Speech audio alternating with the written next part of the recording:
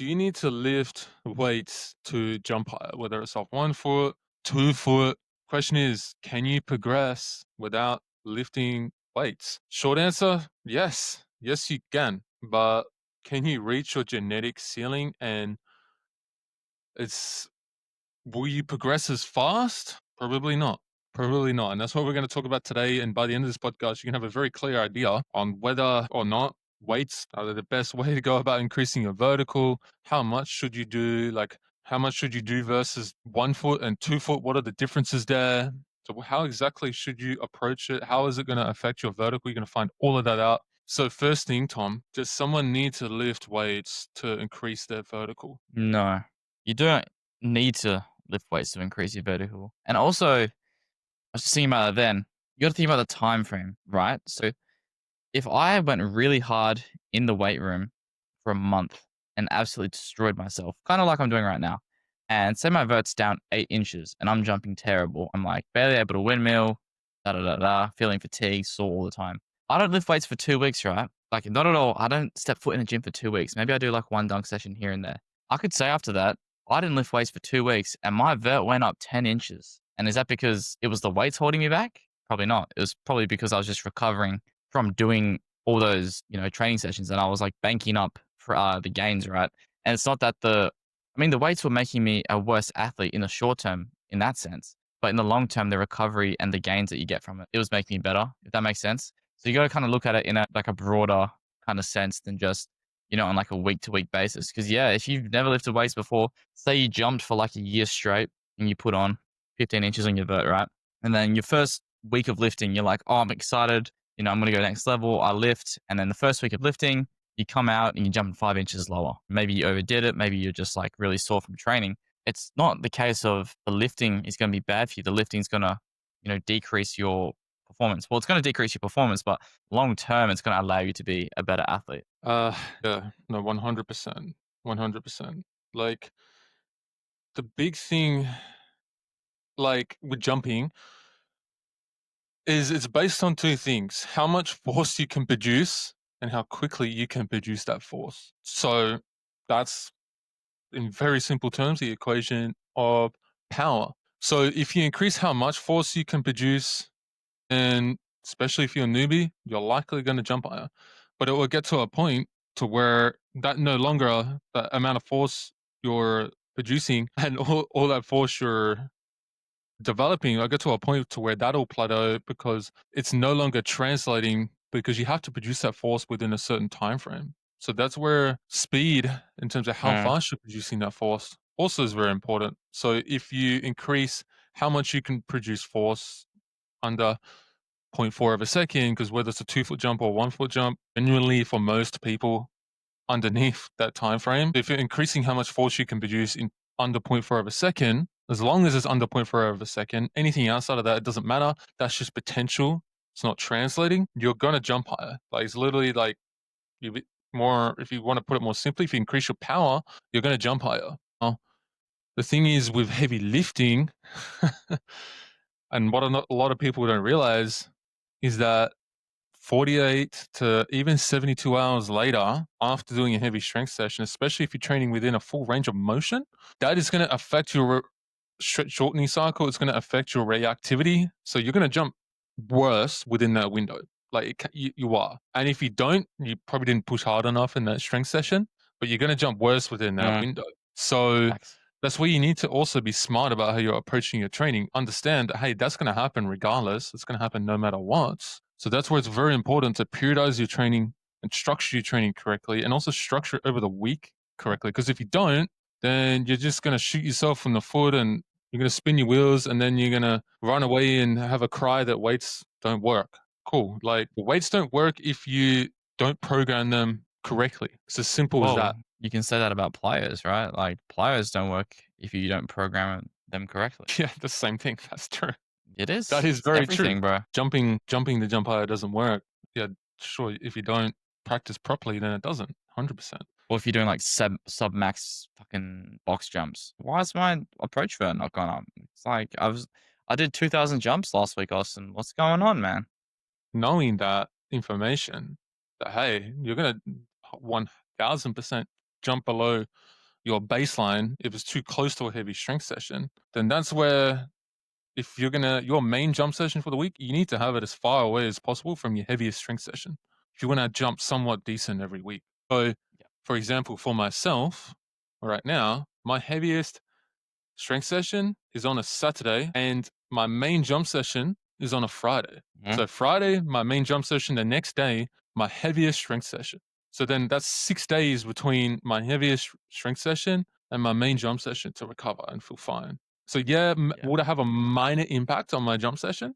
Yeah, like minor impact. Yeah, like it's inevitable because also fatigue accumulates over time, so that's a factor. But is the impact extremely limited to where I'm very unlikely. I'm not going to jump bad. Like I might jump it slightly below my baseline, but not very much. And that's why you have to be very intentional about things, and you need to know these things. And I guess that's why we're sharing these things, because like jumping high, it's not about just the exercises you do. How you put them together is vital. Like it's absolutely vital if you want to get results. Very often, like people, they will join our training and they're almost doing the exact same things they were doing before. No difference, almost no difference in terms of the exercises, because most people, they know the exercise they need to do.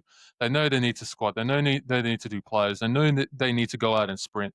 They know they need to fucking jump, but that's no secret anymore. Everyone knows that shit. What everyone struggles with is, how do you put that stuff together? That's literally how we help our athletes, like, Mhm. add 1 to 3 inches in the first 30 days of training with us. That's how we help them make a 3 to 10-inch transformation, depending on how dedicated they are, over the next 6 to 12 months following that. It's simply just because of how we structure things. Because we know Tom and I, we know all these things. We know all these things so that we could just fast track people to success, because we're just saving them all this fucking trial and error and learning and all that sort of stuff. So as soon as they join, their progress just goes like that. Like, if you guys have been listening, we've had some insane transformations recently. Guys have gone from nothing to e-space, doing nothing but squatting, sprinting, and fucking jumping. Yeah, nothing crazy, right? Like nothing like you haven't seen before. There's no like weird exercise that we're doing. No But no witchcraft. Just yeah, the difference was just how those things were put together. It's yeah, literally the only difference. Like, they weren't having their main jump session 2 days after their heaviest strength session. And if they're jumping 2 days after the heaviest strength session, guess what? They're low rimming because they're jumping shit, but they can still yeah, get better at dunking. yeah. Well, also, I'll say that the exercise selection is important as well. Like it's good and all well to know all the latest cool exercises, all of that, but the exercise selection for the individual is probably one of the most important things because everyone has weak points. You guys have probably heard us talk about we have jump profiles. It's split into 5 different animals. You've got what do you have, Austin? You got tiger, you got bear. What else you got? Owl, gazelle, and wolf, right? So everyone comes under one of these 5 categories, right? And each category has a strength and a weakness. Depending on that, obviously, you need a different, type of training. It's, that's how you're going to get the fastest results possible. So going back to the 72-hour window of localized fatigue in terms of the muscles, but also the nervous system. Sometimes it takes longer for the nervous system. It could be like a week for the nervous system to freshen after doing heavy strength work. That's another reason why I have my main jump day no less than like 6 days after doing my heaviest strength session. And everyone's a little bit different, by the way, in terms of recovery. So some people might recover quicker than me. Some people might recover slower. It all depends. But the other factor is too, well, not a lot of people know. This is, I guess, a big, I don't know, insider secret, I guess you could call it. The partial range of motion strength training. Well, actually, let me step back or go back a step. You can get stronger in a way to where it's not going to be as interruptive towards your jumping, sprinting players as full range of motion strength work. So examples of this: Olympic weightlifting. Another example of this: partial range of motion lifting, focused more on moving the bar a little bit faster. These things are more complementary to jumping and sprinting. Now, does this mean you do this all year and that's the only thing you do because it's not going to affect my jump session? I'm going to jump better all the time. No, because the caveat to those things is they're worse at developing strength. So you will build strength slower doing those things. So if your main deficit is strength and force, it's probably not the thing to focus on. But if your main deficit is speed and you need to prioritize getting faster, then those are probably, no, not probably, like fucking definitely more of the exercises you need to do. because your main priority is getting faster, not stronger now. Yep. That's my priority right now. Like, I'm slow as fuck. So it's facts. So a lot of my lifting right now is less interruptive to jumping and sprinting. Am I going to get weaker? No, I'm still going to get stronger, but I'm going to get way faster doing it and approaching things in that way. Yeah. And this is where you really have to think and self-assess and think about like what the fuck you're actually doing. Well, they And don't if actually you have to want to find self-assess. out, what you need to do, there's a free link down below, free jump profile quiz. You can find out exactly what you need to do and how you need to approach things. If that's something that interests you, but if you don't care, you like staying stuck, don't do it.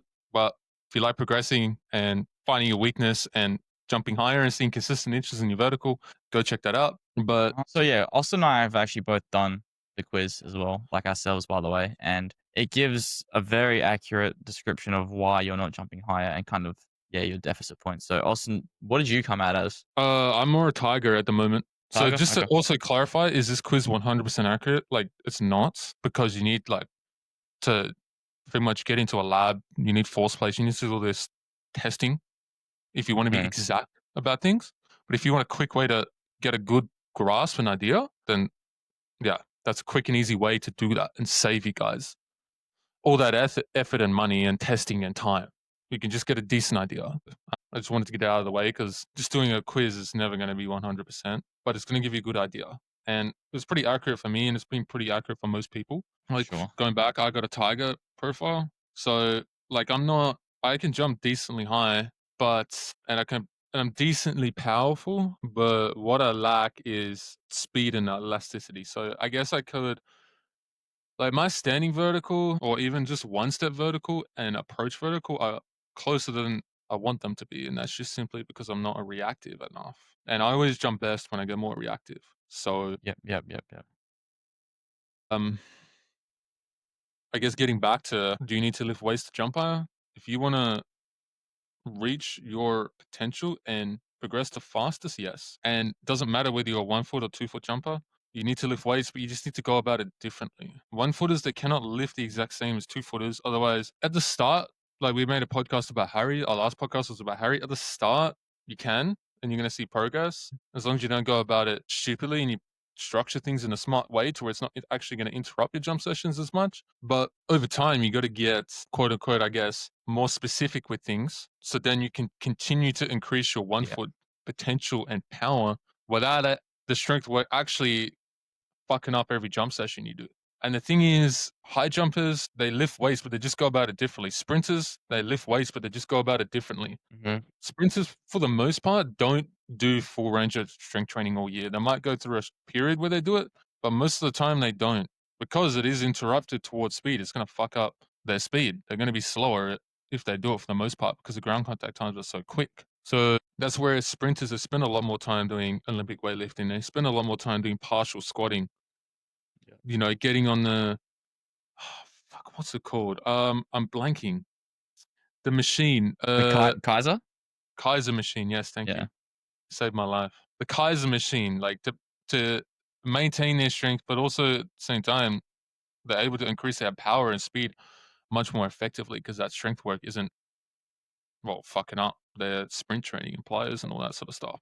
And 1 footers, because they're more on the speed side of the force velocity curve or closer to it than 2 footers, they need to not approach their training the exact same way sprinters do, but more similar. Yes. And And also, the fatigue that you'll get from lifting impacts your 1 foot and your sprinting a lot earlier and a lot more than it will 2 foot and your strength. no, facts for sure. What was I saying? And you got to know whether you're a 1 foot power jumper or a 1 foot speed jumper. So quick way is, if you more drag your toe or a power jumper, if you don't drag your toe, the foot picks up more, and I guess you generally jump from further away. You're a speed jumper, so there's differences there. If you're a speed jumper, you're way closer to sprinting. Like, so you're gonna need to cater your training more towards that. Otherwise, Yeah. it's going to be hard for you to progress. You're going to feel shit all the time. From 1 foot jumps, going to feel shit all the time, and then you're gonna, you know, the way you're not progressing. Because the times where my 1 foot jump felt the best was when I was doing less strength work. When I was doing strength work, that was more or less interruptive towards speed development. But like another example, like Interesting. Yeah. of an exercise is trap bar deadlifts. That's less interruptive because it's concentric only and it's partial range of motion. So that's another good tool. It's almost like you're doing, it's the same thing as doing a half pin squat. Like it's the same thing almost. It's concentric only. No, there's no eccentric unless you're really emphasizing eccentric, which I would like not encourage, to be honest. Like it's unnecessary. But that's another good tool if you have access to a trap bar. So I guess the ultimate answer to this question is, do you need to lift weights to jump high? The answer is absolutely not. But if you want to progress as much as possible and as fast as possible, yes, you absolutely do. But you need to be smart about how you approach it. If you don't approach it correctly, then yeah, you're going to jump. You're not going to progress. And then you're going to run away crying that lifting weights, it doesn't work. But if you approach it smart and you know all these things and you accept these things and you structure your training accordingly, having this knowledge, and you're going to be fine. You're going to progress more. Yeah.